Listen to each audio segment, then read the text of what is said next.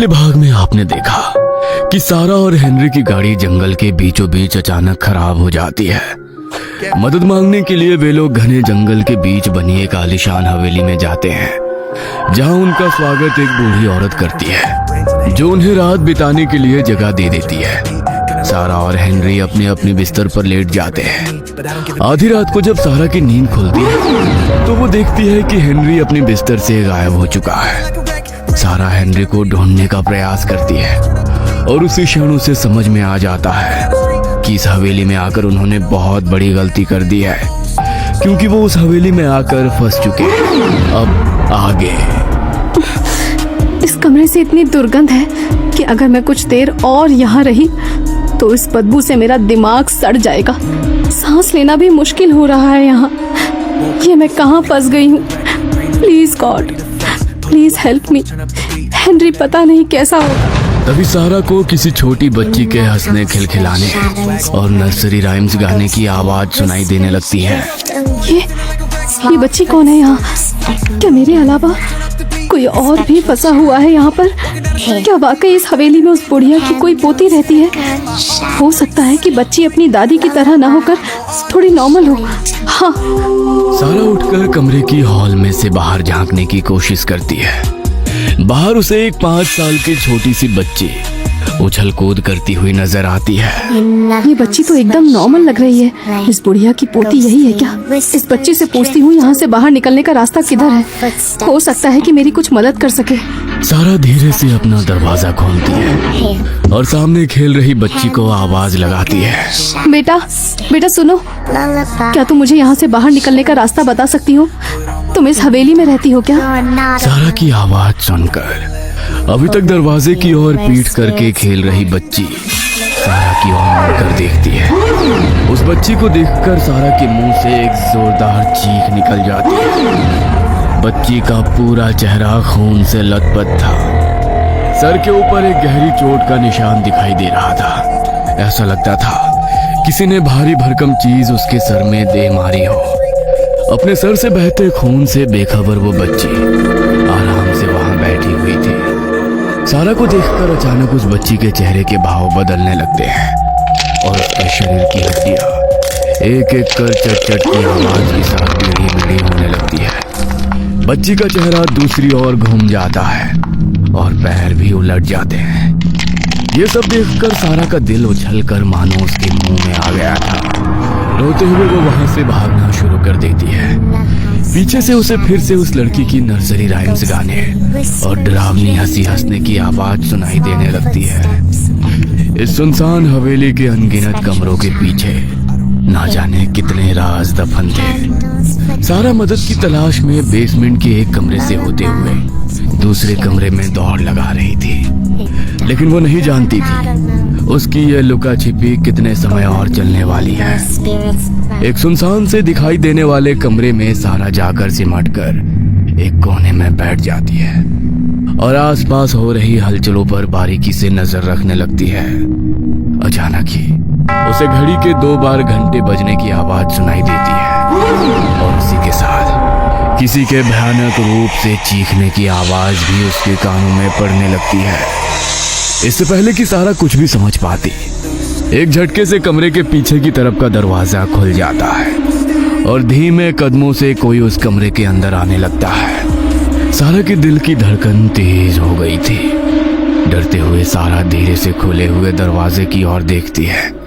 सामने का नजारा देखकर उसकी आंखें हैरत से खुली रह जाती है। दरवाजे से हेनरी धीमे कदमों से धीरे धीरे उसकी ओर ही चला आ रहा था। हेनरी को अपनी ओर आता देखकर सारा हक्की बक्की रह जाती है और अपनी जगह से उठकर खड़ी हो जाती है। एकाएक वहीं सड़ी गली लाशें आकर हेनरी के ऊपर टूट पड़ती है। हेनरी की चीखों और खून के छींटों से अगले कुछ पल सारा के लिए बिल्कुल धुंधले से पड़ जाते हैं। कुछ ही पलों के भीतर हेनरी खून से लथपथ होकर सारा के सामने जमीन पर गिर पड़ता है।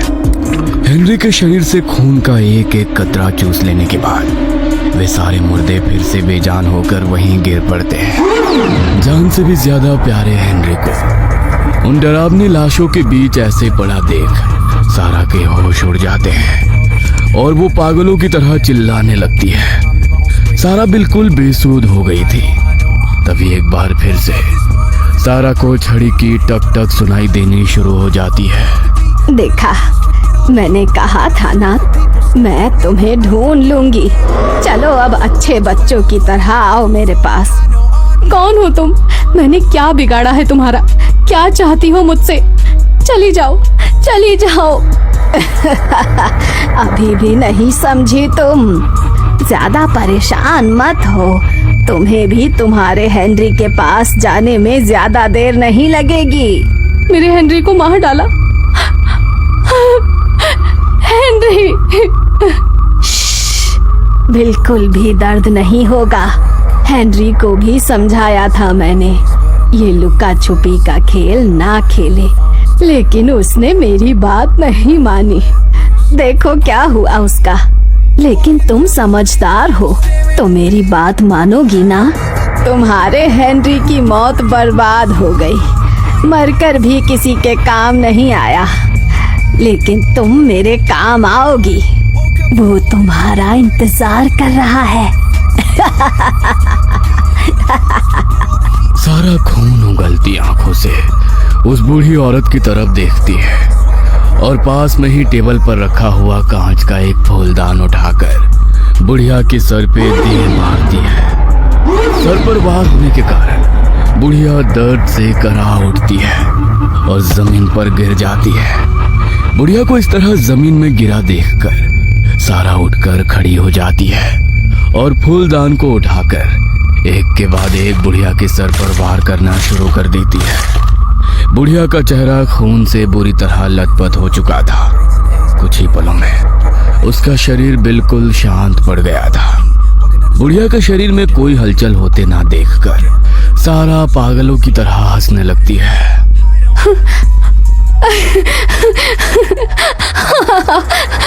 मार डाला मैंने, मार डाला मैंने।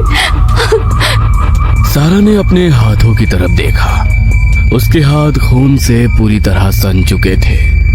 लड़खड़ाते हुए वो उठती है और कमरे से बाहर की ओर जाने लगती है। तभी एक बार फिर उसे छड़ी की खटखट की आवाज सुनाई देने लगती है। सारा घबराकर पीछे देखती है। बुढ़िया ठीक उसके पीछे खड़ी हुई भयानक तरीके से मुस्कुरा रही थी। ये कैसे हो सकता है? तुम तो मर गई थी ना? मैंने खुद तुम्हें मारा है। तुम जिंदा कैसे हो सकती हो? सारा के इतना कहते ही बुढ़िया और जोर जोर से हंसने लगती है और अपने सर पर लगे जख्मों से रिश्ते खून पर हाथ फिराकर उसे किसी नरभक्षी जानवर की तरह चाटने लगती है। नहीं, ये सच नहीं हो सकता। नहीं। सारा कमरे से बाहर की तरफ भागने की कोशिश करती है, लेकिन तभी उसे वो बुढ़िया अपने ठीक सामने खड़ी हुई नजर आती है। बहुत हुआ, अब बस भी करो ये हाइड एंड सीक। एक बूढ़ी औरत को इतना परेशान करना कोई अच्छी बात है क्या? तुम इंसान नहीं हो सकती। अभी तो तुम मेरे पीछे थी ना, इतनी जल्दी यहाँ कैसे आ गई तुम? ओह गॉड, ये सब क्या हो रहा है मेरे साथ? सारा का दिमाग इस समय कुछ भी सोचने समझने की शक्ति खो चुका था। अभी अभी जो उसने अपनी आंखों से देखा, अपनी आंखों से भी उस पर विश्वास कर पाना उसके लिए बहुत कठिन था। तो क्या ये बूढ़ी औरत और उसकी पोती मर चुके हैं और उनकी आत्मा इस हवेली में भटक रही है? और वो मरे हुए लोग जिनकी डेड बॉडी अभी कुछ देर पहले उसने एक कमरे में देखी थी, जिन्होंने उसकी आंखों के सामने उसके पति को किसी राक्षस की तरह मार डाला। दर्जनों सवाल एक साथ सारा के दिमाग में घूम रहे थे। इससे पहले कि सारा इन सवालों का जवाब ढूंढ पाती, वो बूढ़ी औरत अपनी स्टिक को हवा में लहराती है और सारा की गर्दन पर एक जोरदार वार कर देती है। लोहे की छड़ी से गर्दन पर चोट लगते ही सारा जमीन में गिर पड़ती है और उसके सर से खून बहने लगता है। कुछ पलों में सारा अपने होश खो चुकी थी। दूसरी ओर मॉम, डैड, कहाँ हो आप लोग?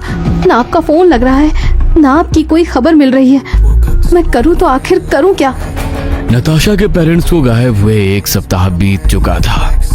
नताशा ने अपनी तरफ से अपने पेरेंट्स के बारे में पता लगाने की पूरी कोशिश की थी, लेकिन कुछ भी पता नहीं लग पा रहा था।